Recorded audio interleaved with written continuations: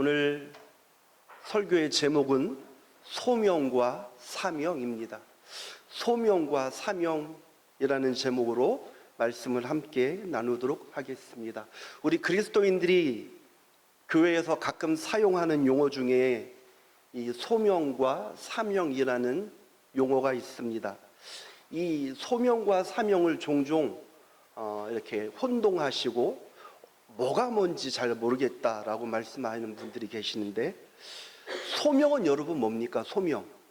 소명은 콜링입니다. 콜링, 부르심. 하나님께서 저와 여러분들을 하나님의 자녀로 불러주셨습니다. 그리고 하나님께서 목사로 부르셨고, 장로, 권사, 집사, 성도로 하나님께서 불러주셨습니다. 그러니까 소명이란 건 하나님의 부르심을 말합니다. 하나님의 부르심. 그러면 사명은 뭡니까? 사명은 부르신 자들에게 주시는 미션입니다. 내가 너를 목사로 불렀으니 너는 하나님의 말씀을 전하는 일에 전심전력하여라.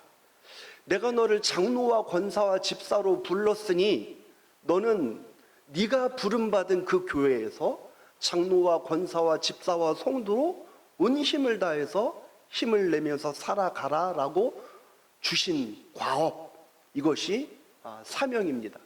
이제 소명과 사명이 이해가 되세요? 소명은 나를 부르심, 사명은 부르신 나에게 주신 하나님의 기대, 하나님의 맡기신 일들을 사명이라고 합니다. 세상에서는 소명이 있는 직업들이 있습니다. 사실은 모든 직업에 다 소명이 있어야 되는데 또 사실은 그렇지 못하죠. 소명을 가지고 일하는 사람들은 아마 전 세계에 거의 없을 겁니다.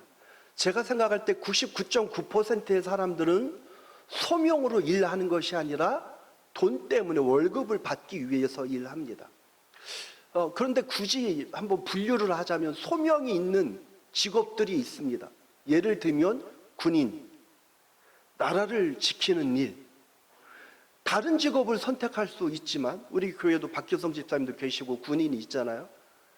다른 직업을 선택할 수 있지만 내가 나라를 위해서 일하겠다는 마음을 가지고 나라를 지키려는 마음으로 군인의 길을 택해서 걸어가는 사람들, 이거는 소명이 없이는 일을 할 수가 없습니다. 소방관, 그렇죠? 그냥 편하게 앉아서 돈 벌 수 있지만, 또 소방관, 우리나라에 보면 큰 화재가 있을 때마다 소방관들이 가서 그 진화하다가 거기서 생명을 잃는 분들 많지 않습니까? 굉장히 그 소명의식이 있어야 되는 직업입니다.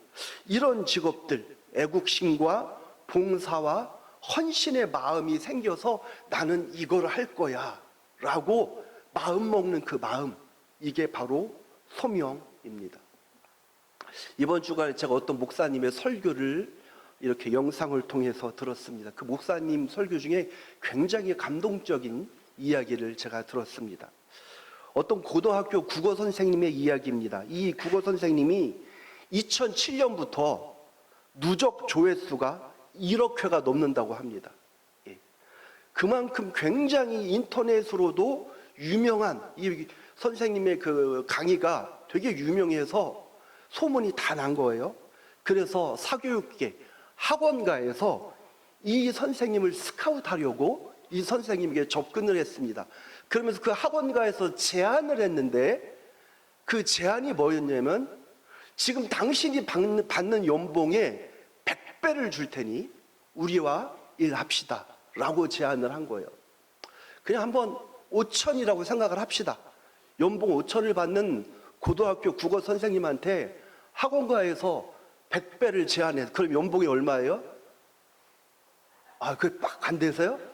되게 어려운 수학 문제인가요? 50억입니다. 50억.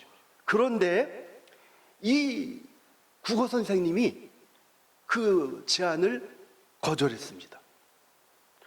이 국어 선생님이 제안을 거절하면서 뭐라고 했냐면, 저는 학교 교사로 제가 길을 선택했습니다. 저는 사교육으로 갈 생각이 없습니다 라고 이야기를 하면서 그 제안을 거절했습니다. 학교를 가면 그 학교 아이들이 묻는데요, 이 선생님한테. 선생님, 왜 안 가셨어요? 애들이 봐도 이상한 거죠. 연봉 5천 받는 선생님이 한테 다른 데서 와서 50억을 준다고 하는데 안 가니까 아이들도 이상한 거예요. 그래서 물어봅니다, 아이들이. 왜 안 가셨어요? 이 선생님이 내가 너희들 담임하려고 안 갔다. 내가 너희들 담임하고 싶어서 안 갔다. 저는 이게 소명이라고 생각을 합니다. 더 좋은 길이 있고, 더 부자 되는 길이 있고, 더 재미있고 인생을 편하게 살 수 있는 길이 있지만, 내가 부름받은 그 일을 위해서 더 좋은 제안을 거절할 수 있는 힘, 더 좋은 길을 마다할 수 있는 힘, 이런 힘은 어디에서 나오는가? 소명에서 나오는 겁니다. 저와 여러분들이 성도로 부름을 받았습니다. 예수를 믿는다는 것은 특히 2026년 우리 대한민국의 현실 속에서 정치, 사회, 경제, 문화 여러 가지로 막 병들어가고 있고 바닥을 치고 있고 어지러운 이 대한민국의 현실 속에서 특별히 그리스도인으로서 살아간다는 것은 만만치 않은 시대가 되었습니다. 그리고 앞으로 더 어려울 것 같습니다.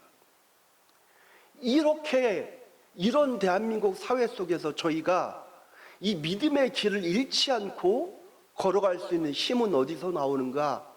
돈과 명예와 이런 것에서 나오는 것이 아니라 나를 하나님의 자녀로 불러주신 소명감에서 나오는 겁니다. 하나님이 여러분을 하나님의 자녀로 부르셨다는 사실을 기억하시기를 바랍니다. 하나님이 나를 부르셨다. 오늘 사도행전 20장 24절에 사도 바울이 이렇게 고백을 합니다. 내가 달려갈 길과 주 예수께 받은 사명, 하나님의 은혜의 복음을 증언하는 일을 마치려 하면은 나의 생명조차 조금도 귀한 것으로 여기지 아니하노라. 여기 의미심장한 내용 자체가 그렇지만 한번 쪼개서 한번 살펴보겠습니다. 첫 번째, 내가 달려갈 길이라고 했습니다. 사도 바울이 고백하기를 내가 달려갈 길을 간다. 자, 이 말은 무슨 뜻입니까, 여러분? 내가 가고 싶은 길입니까? 내가 원하는 길입니까? 아니면 내가 가야 할 길입니까? 가야 할 길이죠. 소명은 뭐냐면 가고 싶은 길을 가고 내가 원하는 길을 가는 것이 아니라 가야 할 길을 가는 것이 소명입니다. 하나님이 사도 바울을 불러주셨어요. 그래서 하나님께서 사도 바울에게 하나님의 은혜의 복음을 증거해라. 네가 나를 증거해라라고 하나님께서 사명을 주셨어요. 그러니까 사도 바울은 자신의 인생을 굉장히 심플하게 정리했습니다. 나는 가고 싶은 길을 걷는 사람이 아니라 가야 할 길을 걷는 사람으로서 살아가겠다. 이게 소명제의 삶입니다. 그리고 하나님으로부터, 주님으로부터 받은 사명이 있다는 거예요. 이 사명을 맞춰야 된다는 거예요. 맞춰야 된다. 내가 원하는 길이면 가다가 힘들면 안 해도 돼요. 그렇죠? 왜요? 내가 원하는 길이니까.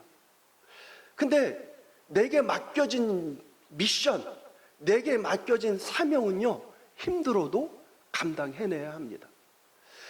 이 직장생활 하시는 분들 가끔 보면 저희 아내도 그래요.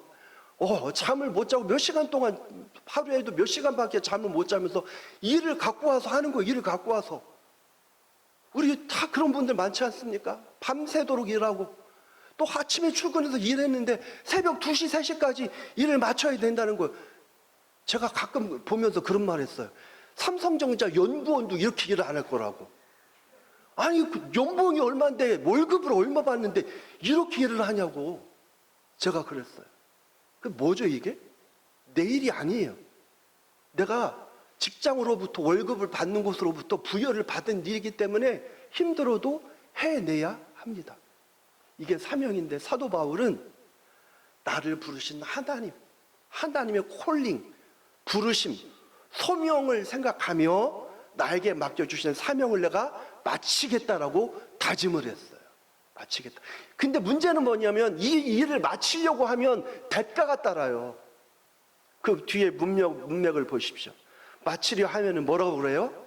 나의 생명조차 조금 더 귀한 것으로 여기지 아니하노라. 사도 바울은 알았어요. 하나님이 자꾸만 사인을 주시는 거예요. 자꾸만 내 마음에 메시지를 주시는 거예요. 기도할 때마다, 엎드릴 때마다 네가 나를 위해서 가줄래? 네가 나를 위해서 복음을 전해줄래? 근데 사도 바울의 눈에 훤히 보여요.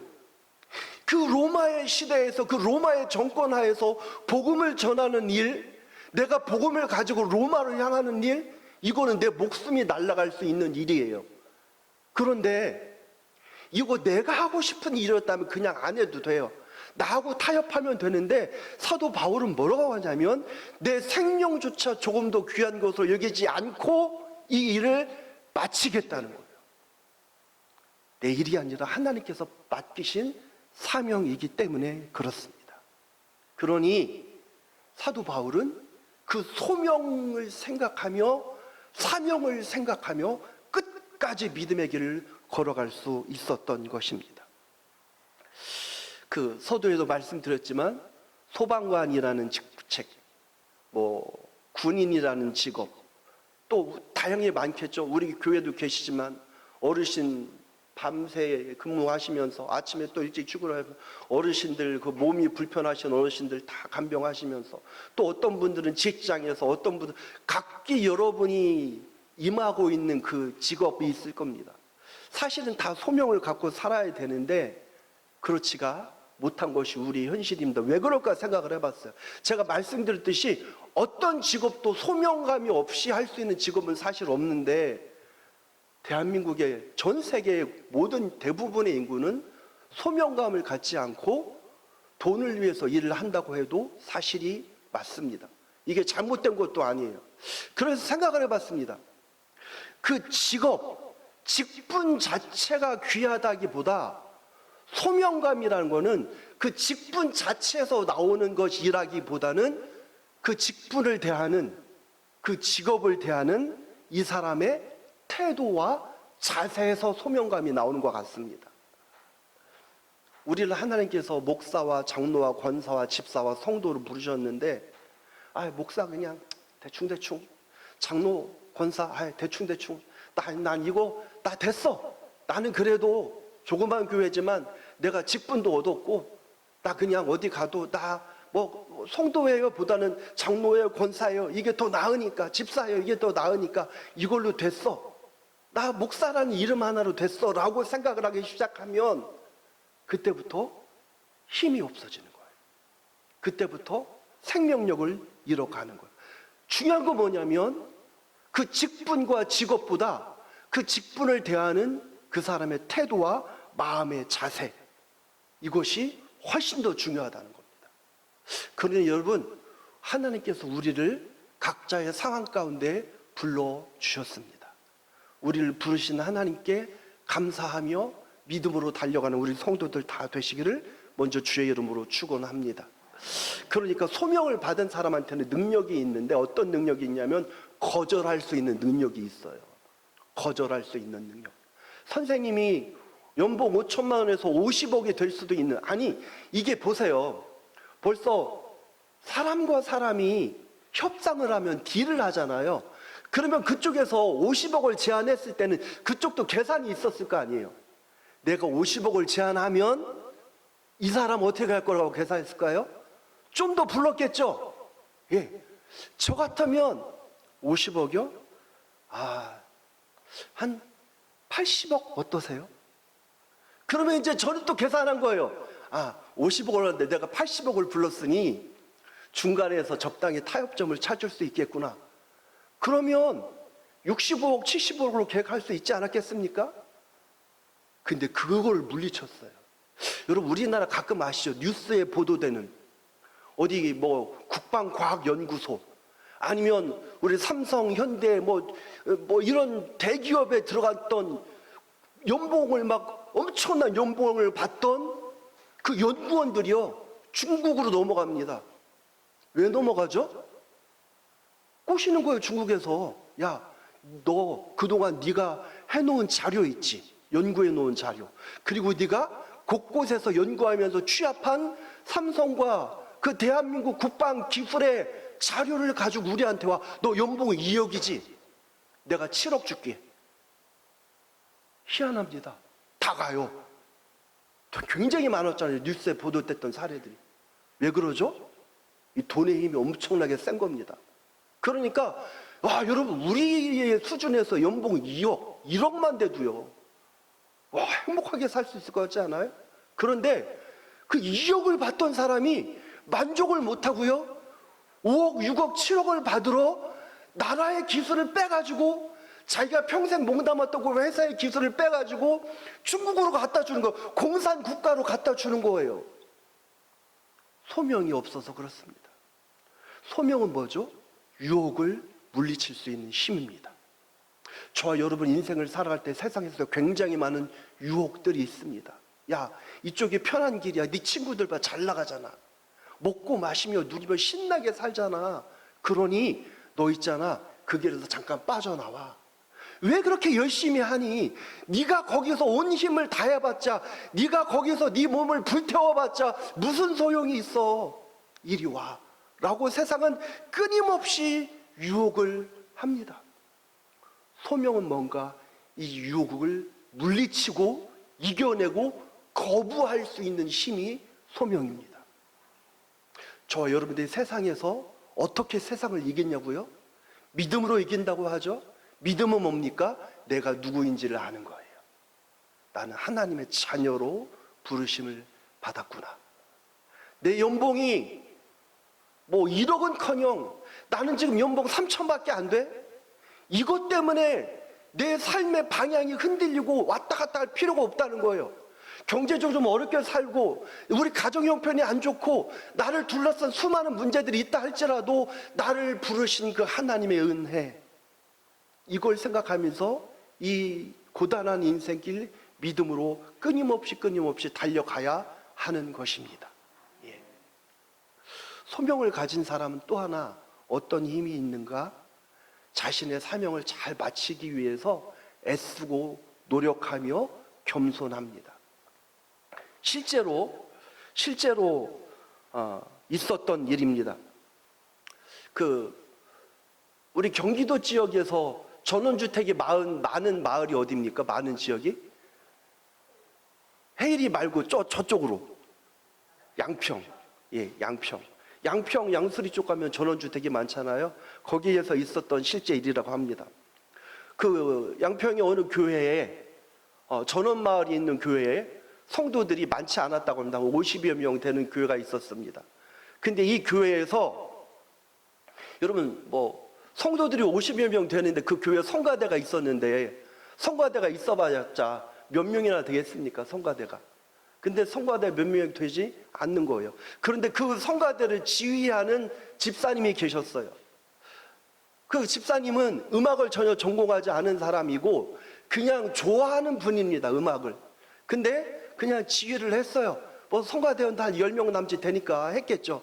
근데 어느 날 그 양평의 전원마을에 부부가 이사를 오셨습니다. 그리고 이사를 왔다가 그 교회에 등록을 하신 거예요.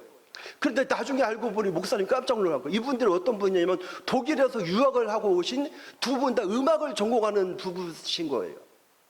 남편은 작곡인지 지휘였는지를 하셨고 이 여자분은 피아노를 전공하신 분입니다. 그리고 대학에서 강의를 하시는 분들이었어요. 근데 그분들이 등록을 했어요. 그런데 지금 앞에 성가대 지휘하는 사람이 누구예요? 예, 아마추어도 그냥 완전 생 아마추어입니다. 여러분이라면 어떻게 하시겠습니까?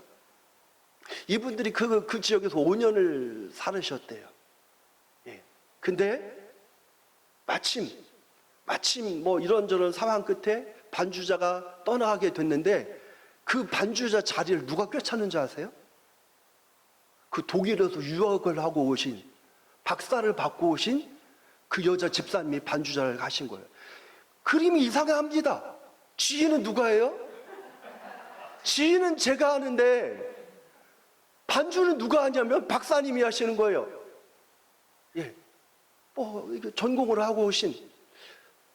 그분이 치료하신. 근데 제가 들었던 얘기 중에 뭐 놀라운 얘기가 그분이 계신 남편분과 여자 집사님이 계신 5년 동안 교회에서 단 한 번도 잡음이 없었답니다.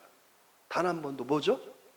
이분은 그냥 맡기신 일에 최선을 다해서 해야 할 일에 자기 자신을 다 불태운 겁니다. 겸손했습니다. 이거 굉장히 어려운 일입니다, 여러분. 아시죠? 우리 한국 사람들 특기가 뭐죠? 우리 이것저것 다 참견하는 사람 뭐가 넓다고 그래요?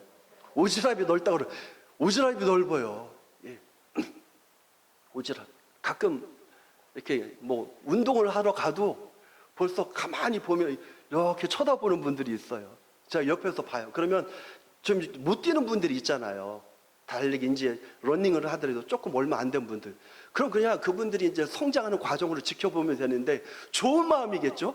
근데 저도 몇 번 봤어요. 어떤 분이 이렇게 지켜보다가 저기요 불러요. 손 모양이 틀렸어요. 좋은 마음이죠. 잡아주고 싶고 알려주고 싶은 거예요. 근데 이제 1절만 하시면 되는데 오지랖 넓은 분의 특징이 뭐예요? 절대로 1절에서 끝나지 않습니다. 4절까지 하는데 돌림 노래처럼 도돌이표가 엄청 많아요. 그러니까 뭐 손 모양이 잘못됐고 가슴을 너무 내밀면 안 되고 앞으로 뭐 숙여야 되고. 야, 좋은 마음이죠. 대부분 오지랖 넓은 사람들 중에 희한하게 나쁜 사람은 별로 없어요. 다 좋은 마음인데 상당히 상대방을 부담스럽게 하고 힘들게 합니다. 오지랖 할 수도 있지 않아요? 자격이 있지 않아요? 유학까지 하고 오신 분이고 학위도 가졌던 분이라고 합니다. 근데 단 한 번도 하지 않았대요. 이 목사님 스스로 하시는 말씀이 우리 교회 성가대 수준은요 다 그냥 시골 수준이에요. 얘기를 하셨는데도 거기서 묵묵히 하셨던 겁니다. 소명감이 있었던 거예요. 하나님이 나를 이 교회로 부르셨고 나에게 이런 달란트를 주셨는데 내가 이걸 가지고 굉장한 일, 나에게 걸맞는 일 하고 계시잖아요. 어떤 대학에서 강의를 하는데 그 조그만 시골 교회에서 반주하고 싶겠습니까? 그런데 그거를 묵묵히 할 수는 있다고 생각해요, 저도. 근데 계속 참견하면서 하는 거죠. 계속 문제 일으키면서. 근데 단 한 번도 음악적으로 얘기가 한 번도 없었다고 합니다. 그리고 5년 뒤에 뭐 이렇게 이사를 가시게 됐다는 얘기를 제가 들었습니다. 이 소명감이 있는 사람은요, 어떠한 상황에 처하든지 내가 하나님 앞에서 부름받은 일에 자신을 불태울 수 있습니다. 저와 여러분이 하나님 앞에서 어떻게 살아가야 할까요? 하나님 앞에서 나를 불러주신 그 하나님의 은혜를 생각하며 매 순간 기쁨으로, 감사함으로, 순종함으로, 겸손함으로 걸어가는 여러분들이 되시기를 바랍니다. 그러니까 소명감이 있는 사람들은 하나님께서 부르신 삶의 원리에 맞춰서 살아갑니다. 믿음의 논리를 따라 살아갑니다. 말씀의 인도함을 따라 살아갑니다. 감사하며 인내하며 소망을 품고 살아갑니다. 소명감이 있는 사람들은 돈에 의해 어떤 권력에 의해 지배받는 것이 아니라 나를 부르신 신실하시고 영원하시고 완전하시고 인자하시고 사랑이신 그 하나님의 은혜에 힘입어 살아가는 것입니다. 인생이 고단하십니까, 여러분? 삶이 눈물겨우세요? 제가 알아요. 우리 성도들 중에 경제적으로 너무너무 힘드신 분, 삶의 가정에 문제가 있는 분들도 있고요. 눈물겨운 삶, 힘든 삶. 그러나 나를 불러주신 하나님의 은혜를 생각하며 기억하며 여러분의 삶 가운데 그 매일매일 순간순간을 감사함으로 채워갈 수 있기를 주의 이름으로 축원합니다. 소명감이 있는 사람은 행복합니다. 사도 바울이 내가 달려갈 길을 간다. 자신이 가고 싶은 길이 아니라 가야 할 길을 걷는데, 그리고 내가 죽을 수도 있다고 생각했는데 사도 바울은 자신의 인생을 행복하다고 생각했을까요? 불행하다고 생각했을까요? 행복했습니다. 사도 바울의 로마서, 고린도 전후서, 서신서들을 쭉 보면 감사가 너무 많아요. 감사가. 옥중에서 쓴 옥중 서신들 보세요. 희한합니다. 사도 바울의 서신서들을 보면요, 감사가 가장 많이 나오는 서신이 어떤 서신인지 아세요? 옥중 서신입니다. 감옥에 갇혀 있는데, 아니 감옥에 갇혀 있는 그 처지에서 감사라니요, 기쁨이라니요, 이상해요. 근데 그 감옥에서 보낸 편지에서 감사와 기쁨이라는 단어가 가장 많이 나오고, 거기에서 우리가 읽으면서 은혜를 받는 거죠. 감사가 흘러나오고 기쁨이 흘러나와요. 왜죠? 지금 나를 다스리는 것은 이 로마의 권력이 아니라는 거예요. 내가 비록 감옥에 갇혀 있지만, 내가 비록 돈 한 푼 없고 두들겨 맞았지만, 지금 나를 다스리는 것은 권력과 돈과 힘이 아니라 나를 부르신 하나님의 소명, 여기에 사도 바울이 힘입어서 살아가기 때문에 사도 바울은 감사했고 기뻐했고 행복했던 삶을 살아갔던 것입니다. 혹시 이런 노래 아십니까? 장막을 걷어라 나의 좁은 눈으로 이 세상을 떠보자. 창문을 열어라 춤추는 산들바람을 한 번 더 느껴보자. 가벼운 풀밭 위로 나를 걷게 해주세. 봄과 새들의 소리 듣고 싶소. 울고 웃고 싶소. 내 마음을 만져줘. 그 다음 가사 뭐예요? 나는 행복의 나라로 갈 테야. 저도 좋아하는 노래입니다. 한대수 씨가 이 노래를 만들고 노래를 했습니다. 제목이 뭐예요? 행복의 나라입니다. 어디로 가고 싶대요? 행복의 나라로 가고 싶대요. 모든 사람은 행복하게 살기를 원합니다. 한대수 씨는 행복을 뭐라고 얘기했냐면, 물론 이건 1절 가사가 아닙니다. 뭐 여러 가지가 있어요. 그 가사를 보면 다 좋아요. 근데 여기 보니까 창문을 열어라 춤추는 산들바람 한 번 더 느껴보자. 울고 웃고 싶소. 내 마음을 만져줘. 봄과 새들의 소리 듣고 싶소. 가벼운 풀밭 위로 나를 걷게 해주세요. 한대수 씨가 말하는 행복은 뭐예요? 소박한 겁니다. 자연에서 창문을 열고 바람을 느끼며 가벼운 풀밭으로 나를 걷고. 여러분, 우리가 자연에 가면 행복하잖아요. 마음이 평온해지지 않습니까? 여기 공릉천에도 제가 이렇게 일주일에 한 4-5번씩 달리기를 하다 보니까 저기 다리 밑에 한락하는 그 다리 쪽에 맨발 걷는 코스가 생겼더라고요. 이 시청에서 한 건지 조리읍사무소에서 한 건지 맨발 코스가 생겼어요.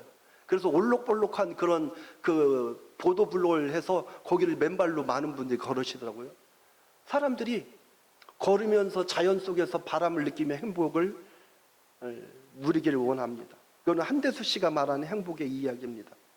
장자크 루소가 이렇게 말을 했습니다.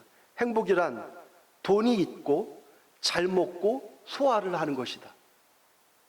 너무 심플하죠. 뭐가 행복이냐? 적당한 돈이 있고 잘 먹고 소화를 하면 행복하다는 것. 야, 이거는요, 맨날 소화 안 돼서 힘든 분들한테는 이게 진짜 행복인 거예요. 아니면 위에 병이 있거나 뭐 대장이나 위에 암이 있는 분들한테는 야, 이게 행복이다. 괴테가 말했습니다. 지상 최고의 행복은 인격이다. 예, 벌써 철학자들, 학문하는 사람들은 달라요. 행복이 뭐래요? 인격이 행복이래요. 내 돈과 뭐 명예와 자연과 이런 게 행복이 아니라 인격이 행복이래요. 여러분, 제가 왜 한대수 씨도 얘기하고 루소도 얘기하고 괴테도 얘기할까요? 제가 들었던 명언이 하나가 있습니다. 제가 청년 사역할 때 교회에 있던 청년으로부터 아주 친했는데, 목사님 행복이 뭔 줄 아세요? 뭐냐 행복이? 예쁜 여자랑 데이트하는 게 행복입니다. 젊은 친구들한테 예쁜 아가씨랑 데이트하는 게 행복인 거죠. 행복은 사람마다 다 다르게 느껴집니다. 지금은 많이 바뀌긴 했습니다만, 불과 몇 년 전까지만 해도 전 세계에서 가장 행복한 나라가 어디였는지 아십니까? 부탄이요. 부탄 아세요? 예. 거기 여행하기도 쉽지 않은 나라입니다. 근데 그들은 굉장히 행복하다고 느낍니다. 우리가 바라는 행복은 어딜까요? 스위스? 미국? 대한민국? 사람은 행복은 그때그때 달라집니다. 영원한 참된 행복은 없습니다. 그런데 여러분이 잘 아시는 찬양, 손경민 작사 작곡의 행복이라는 찬양이 있습니다. 화려하지 않아도 정결하게 사는 삶, 가진 것이 적어도 감사하며 사는 삶, 내게 주신 작은 힘 나눠주며 사는 삶, 이것이 행복이라고. 여러분, 하나님께서 나를 부르심을 믿으며 소명감을 가지고 여러분이 할 수 있는 일을 하며 믿음으로 매일매일 살아가십시오. 그리고 돈과 세상의 어떤 권세가 주는 행복이 아니라 하나님으로부터 흘러나오는 행복을 여러분들이 누릴 수 있기를 바랍니다. 도대체 사도 바울은 어떤 사람이었기에 죽음을 앞에 두고도 행복할 수 있었을까? 도대체 어떤 사람이었기에 감옥 속에서 기뻐하며 행복할 수 있었을까? 나를 부르신 하나님의 부르심, 콜링, 소명이 있었기에 사도 바울은 행복할 수 있었습니다. 나를 부르신 하나님, 나를 나되게 하신 하나님. 그래서 찬양하잖아요. 나의 나된 것은 다 하나님 은혜라.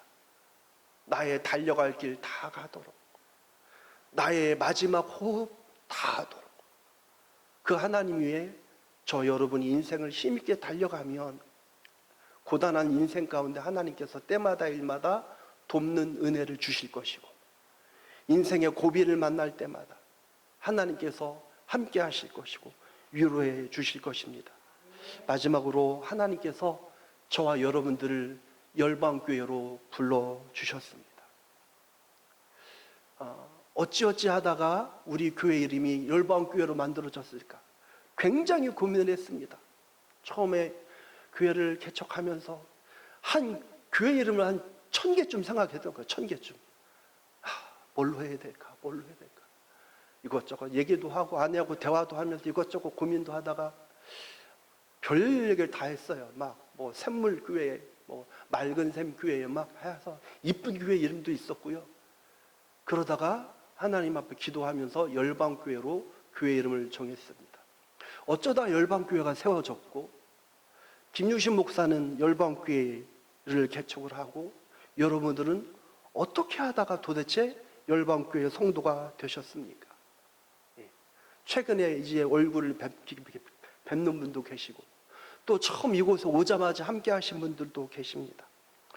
분명한 건 하나님께서 저와 여러분을 열방교회로 부르셨다는 사실입니다. 소명에는, 간단히 말씀을 드리면, 소명에는 그 바울 스타일의 부르심이 있고 디모데 스타일의 부르심이 있어요. 목사님, 저는 언제 부름받았는지 모르겠어요. 이런 분이 있어요. 부름받은 게 아닙니까? 아니에요. 바울은 날짜와 시간을 기억할 거예요. 바울이 하나님 앞에 소명을 받은 날이 언제죠? 다메섹으로 가는 그 다메섹 도상, 지금으로 하면 다마스커스예요.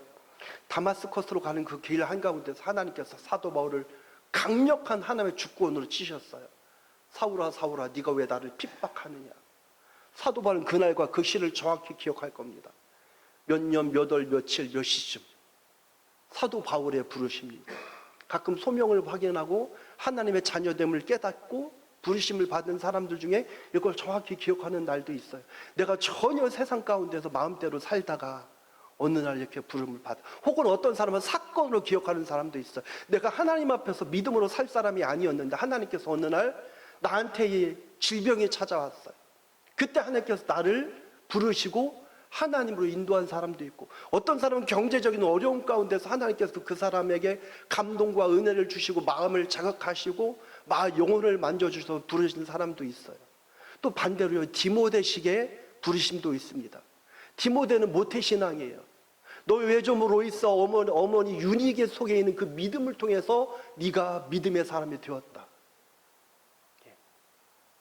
내가 날짜는 모르겠어요. 그런데 어릴 때부터 우리 부모님을 통해서 계속 하나님에 대한 이야기.